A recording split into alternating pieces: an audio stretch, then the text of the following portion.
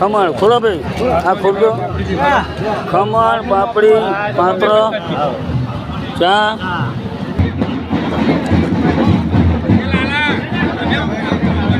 એ નહીં પાણીનો ખોટો બગાડ ના થાય. એ નાસ્તો છે અંબાજી વાળાનો. અંબાજી વાળા આ બેવું પૂરો કર્યો. 500 રૂપિયા. આ બાજુ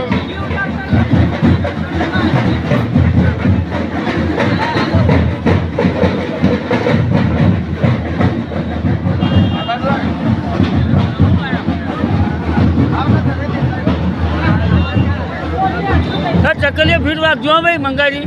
જો પેલી ચકલી ચાલુ હોય તો લે ચા પાણી નાસ્તો કરો.